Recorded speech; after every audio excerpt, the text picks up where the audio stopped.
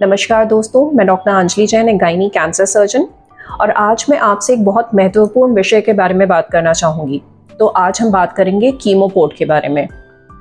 वह लोग जिनकी फैमिली में कोई कैंसर पीड़ित मरीज है, या वो लोग जो खुद कैंसर जैसी बीमारी से जूझ रहे हैं, उन्हें पता होगा कीमोथेरेपी ड्रग्स के बारे में। कीमोथेरेपी की दवाइयाँ वह दवाइयाँ हैं जो कैंसर के इलाज के लिए लगाई जाती हैं। कुछ दवाइयाँ जो होती हैं वो गोलियों की फॉर्म में होती हैं जो खाई जाती हैं, और बाकी दवाइयाँ इंट्रावेनसली यानी नस के द्वारा दी जाती हैं।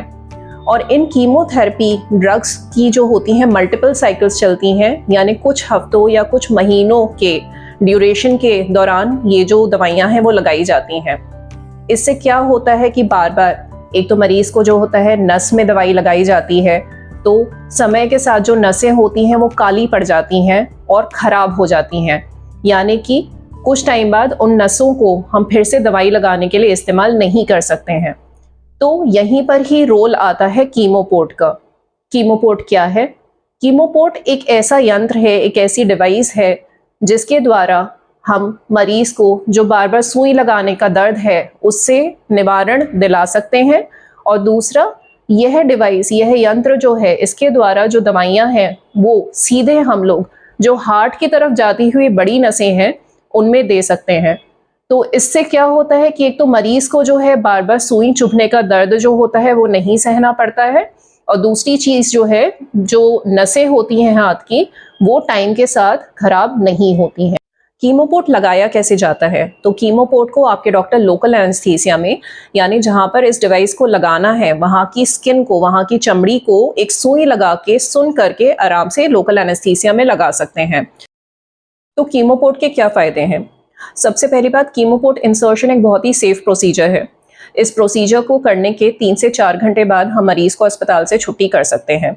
दूसरी चीज़, इसके कॉस्मेटिक रिजल्ट्स काफ़ी अच्छे हैं, क्योंकि यह डिवाइस जो होता है त्वचा के नीचे दबा रहता है, तो मरीज़ को कपड़े जो वो पहनते हैं उनको बहुत ज़्यादा सोचने की ज़रूरत नहीं होती है कि किस प्रकार के कपड़े पहनने हैं, क्योंकि ऐसा कुछ नहीं है कि कीमोपोर्ट जो है बाहर की तरफ नज़र आएगा और बुरा लगेगा।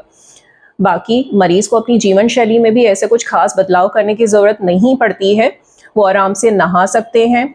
और क्योंकि कीमोपोर्ट जो है वो त्वचा के नीचे दबा रहता है, तो उसके इन्फेक्शन या संक्रमण के जो चांसेस होते हैं वो भी काफ़ी कम रहते हैं। लगभग 2% या उनसे कम केसेस में कीमोपोर्ट का इन्फेक्शन हो सकता है। कीमोपोर्ट को हम लंबे समय तक शरीर में छोड़ सकते हैं, लगभग 2 से 3 साल तक हम कीमोपोर्ट को शरीर में छोड़ सकते हैं। इसकी वजह से मरीज़ को कोई हानि नहीं होती है। तो इसी श्रृंखला में मैं आपको एक और माध्यम से अवगत कराना चाहूँगी जिसके द्वारा हम कीमोथेरेपी की दवाइयाँ कैंसर पेशेंट्स को देते हैं, और इसको हम बोलते हैं पिकलाइन। पिकलाइन यानी पेरिफेरली इंसर्टेड सेंट्रल कैथेटर।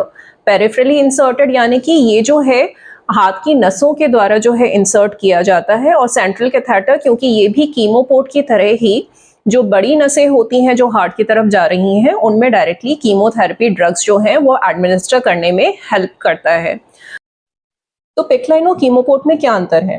पहली बात, पिकलाइन का एक हिस्सा जो होता है वो शरीर के बाहर रहता है, इस कारणवश इसके इन्फेक्शन या संक्रमण के जो चांसेस होते हैं वो कीमोपोर्ट के कंपैरिजन में ज़्यादा होते हैं।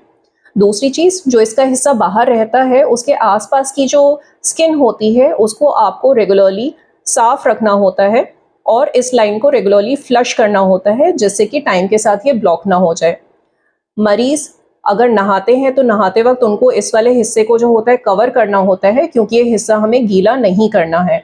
और इस वजह से जो लोग स्विमिंग करना चाहते हैं तो स्विमिंग करने में भी उन्हें दिक्कत आती है। कीमोपोर्ट के साथ ये सब दिक्कतें नहीं आती हैं। तीसरा, जिन मरीजों में कीमोथेरेपी कुछ हफ्तों या कुछ महीनों तक चलनी है उनमें हम पिकलाइन का इस्तेमाल करते हैं। कीमोपोर्ट के साथ ये फ़ायदा है कि उसको हम शरीर में कुछ साल तक भी छोड़ सकते हैं।